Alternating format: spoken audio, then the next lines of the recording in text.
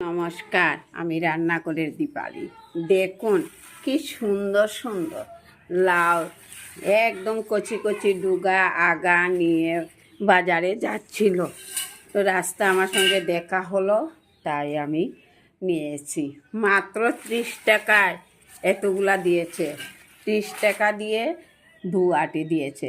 বাজারে 1 আটির দাম 20 টাকা, আমি 2 আটি নিয়েছি 30 টাকা দিয়ে। এবার কাটবো। একটা বটি নিলাম, একটা নিলাম, এবার কেটে নেব।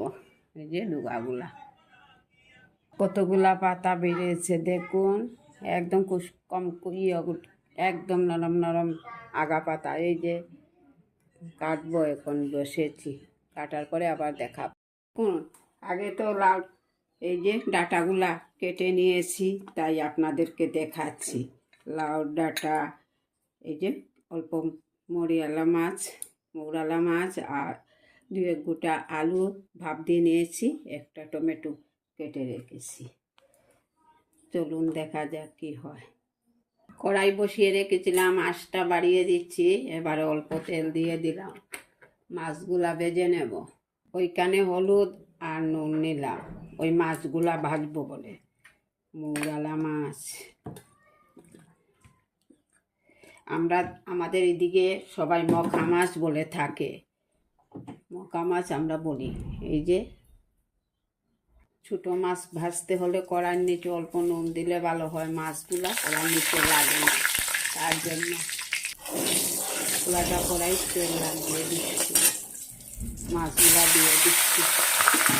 মাছটা ভাজা হোক, তার উপকরণ কি লাগবে দেখাচ্ছি। একটা মিক্সার গ্রাইন্ডার বড় নিলাম, এই যে বাটি, এই যে সরষ পরিমাণ মতো সরষ নিলাম। এই যে সরষ দিয়ে ঢাকনাটা বন্ধ করে নেব। এই যে দেখুন খুব সুন্দর জল ছাড়া গুঁড়া করে নিলাম। এইভাবে করলে খুব সুবিধা হয়, ভালো হয়, প্লেন হয়। একটা টমেটো, অর্ধেকখান টমেটো, কাঁচা লঙ্কা 4 গোটা দিলাম, আদা কুচি দিলাম, অল্প জল দিলাম, ঢাকনাটা বন্ধ করে নিলাম। মশলাটা পেস্ট করে নিয়েছি, দেখুন কি সুন্দর হয়েছে, ভালো লাগছে না? পেস্ট হয়েছে যে, দেখুন মাছ ভাজা কিন্তু হয়ে গেছে। এবার উঠিয়ে নেব। দেখুন কি সুন্দর হয়েছে, একটা মাছ রয়েছে, একটাও ভাঙছে না। এই যে নুন দিয়েছি তার কারণে। নামিয়ে নিলাম।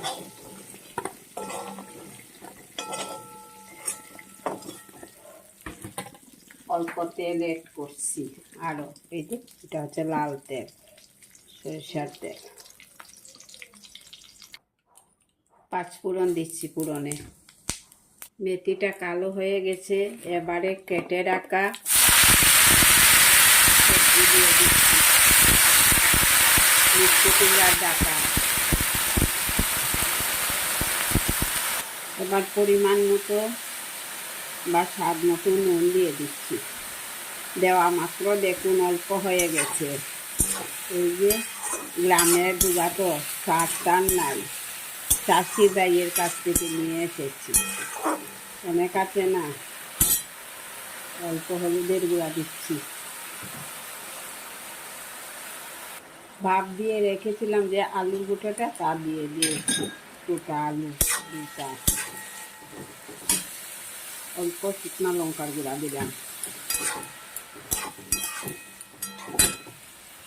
টমেটো দিয়ে দিচ্ছি।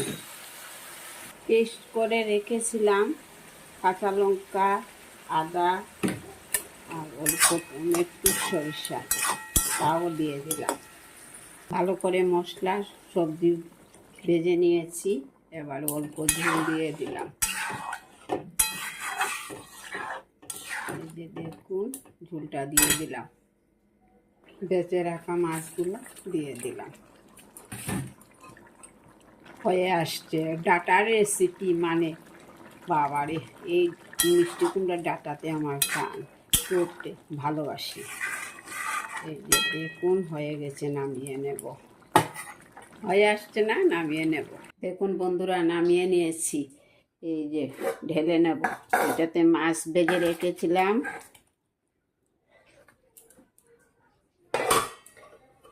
উপকরণটা হাতে লেগে গেছে।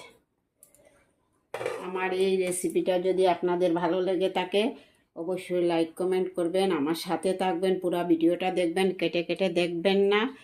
ভালো থাকুন বন্ধুরা। এই যে কেমন হয়েছে। নমস্কার। আগামী দিন দেখা হবে নতুন আর একটা রেসিপি নিয়ে।